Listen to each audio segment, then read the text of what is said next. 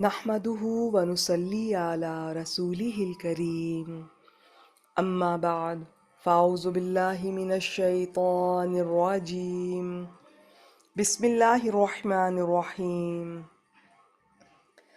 رب اشرح لي صدري ويسر لي أمري واحلل عقدة من لساني يفقه قولي واجعل لي وزيرا من أهلي ربي زدني علما ربي يسر ولا تعسر وتمم بالخير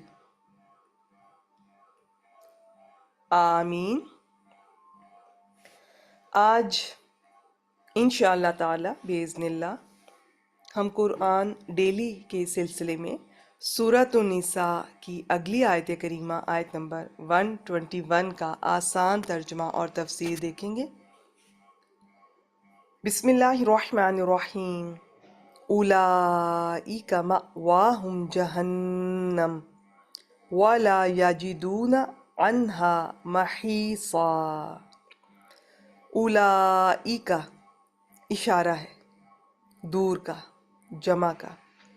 عربی میں بھی باقی زبانوں کی طرح دو طرح کے اشارے ہوتے ہیں، قریب کے اور دور کے. آگے پہ شکلیں ڈیفرنٹ ہیں، واحد، جمع، مذکر، مؤنث. تو یہ جمع کا اشارہ ہے جس میں مذکر مؤنث دونوں آ جاتے ہیں، اور دور کا اشارہ ہے. جیسے ذالکہ دور کا اشارہ ہے ایک مذکر کے لیے، اور تلکہ دور کا اشارہ ہے ایک مؤنث کے لیے، واحد مؤنث کے لیے، اور یہ ان کی جمع. قریب کے اشاروں میں حاذا ایک واحد مذکر کے لیے، اور حاذہ ایک واحد مؤنث کے لیے، اور ہؤلاء ان کی جمع ہے. تو یہ میں نے آپ کو مختصر تھی آیت کریمہ، تو تھوڑا سا اشاروں کے بارے میں بھی آپ سے شیئر کیا جو آپ کے لیے انشاءاللہ تعالی فائدہ مند ہوگا. یہ لوگ ہیں. اچھا، اب آپ یہ دیکھیے گا کہ یہاں پر بعض دفعہ اشارے ایک دوسرے کے معنی میں بھی استعمال ہوتے ہیں. اچھا جی، پیچھے شاید میری بیک گراؤنڈ میں کوئی شور ہوگا، اس کے لیے میں معذرت خواہ ہوں. اور کیونکہ اس پہ میرا کوئی کنٹرول نہیں، بعض دفعہ ریکارڈنگز میرے ٹائم ہوتا ہے، اور جو یہ وہ اپنی ڈیوٹی کر رہے ہیں ان کا بھی ٹائم ہوتا ہے. تو آپ بھی اسے اگنور کیجئے، میں بھی یہ بیک گراؤنڈ جو شور ہے انہیں اگنور کرتی ہوں. اچھا، اشارے ایک دوسرے کے معنی میں بھی استعمال ہوتے ہیں. تو ویسے اس کا مطلب ہے وہ یا وہ لوگ. تو اب یہ ایک دوسرے کے معنی میں جب استعمال ہوتے ہیں اس کی بھی تفصیلات ہیں، لیکن فی الحال اتنا ہی. یہ لوگ ہیں مأواہم، ان کا ٹھکانہ جہنم، جہنم ہے. یہ جہنم ہوتا ہے جی نون پہ زبر کے ساتھ، جہنم نہیں. یہ ٹھیک کر لیجئے گا اپنا، جو اگر آپ جہنم کہتی ہیں. یہ لوگ ہیں جن کا ٹھکانہ جہنم ہے. وَلَا يَجِدُونَ عَنْهَا مَحِيصًا، اور وہ اس سے بھاگنے کی کوئی جگہ نہیں پائیں گے. پچھلی آیت کریمہ اگر آپ سن چکے ہیں تو اس کی تفسیر میں اس کے ساتھ ہی شیئر کر چکی ہوں، ایک دفعہ پھر آپ کے سامنے رکھتی ہوں. ابلیس کے پاس جھوٹے وعدوں، غلط آرزوؤں، تمناؤں اور وسوسوں کے سوا کچھ نہیں. حالانکہ اس کے سب وعدے جھوٹے ہیں، دھوکہ ہیں، بظاہر خوشنما ہیں، لیکن اندر سے شدید نقصان دہ. اور ظاہر ہے کہ اپنے دشمن کو پہچانتے ہوئے پھر اس کے وعدوں پر اعتبار اور غلط آرزوؤں کو سچ سمجھنے کا نتیجہ جہنم کے سوا اور کیا ہو سکتا ہے.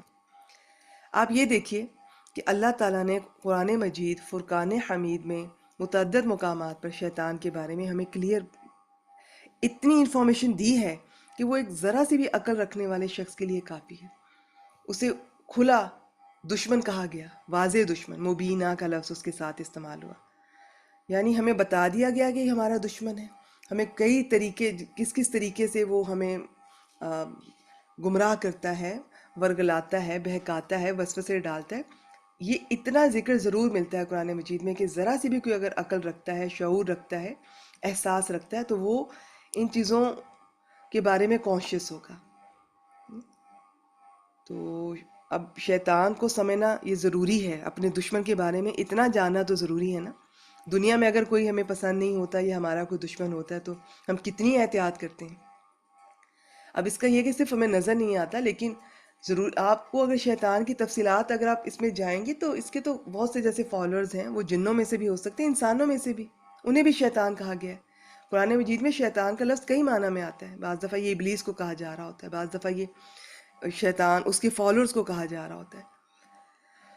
تو بتانے کا مقصد یہ ہے کہ جب اللہ تعالیٰ نے ہمیں بتا دیا ہمارے دشمن کے بارے میں، اس کی جو حرکات کے بارے میں، تو اب ہمیں چاہیے کہ خوب احتیاط کریں۔ جب بھی یہ شیطان کا ذکر آتا ہے تو آپ تعوذ کا استعمال ضرور کیا کریں اپنی زندگی میں۔ ان کی جب بھی شیطان کے بارے میں آپ کو پتہ چلتا ہے کہ یہ اس کے ہتھ کنڈے ہیں، طریقہ واردات ہے، آپ خود کو کمزور محسوس کرتی ہیں، ہم ہیں ہی کمزور، تو اللہ کی پناہ لینا بہت ضروری ہے۔ تو تعوذ کا استعمال جس میں اعوذ باللہ من الشیطان الرجیم کثرت سے استعمال کیا کریں، ایسے پڑھتی رہا کریں، ٹھیک ہے۔ تو اب اس کا یہ کہ یہ کئی طریقوں سے آتا ہے۔ اب اتنی لمبی بات یہ ہو جائے گی، اتنی زیادہ تفصیلات ہیں۔ کبھی اداس کر دے گا، یہ خوش نہیں دے سکتا، بدگمانیاں پیدا کرے گا، جھگڑے کروائے گا، ایسے آئیڈیاز دے گا، کبھی ماضی سے اداس کرے گا، کبھی مستقبل سے ڈرائے گا۔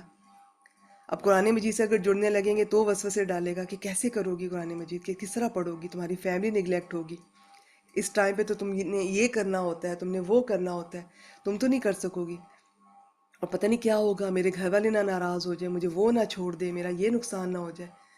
اب اگر انسان ان وسوسوں کو اگنور کر کے اور اگر قرآن مجید سے جڑ جاتا ہے تو پھر اس کے وسوسے اور طرح کے ہو جائیں گے۔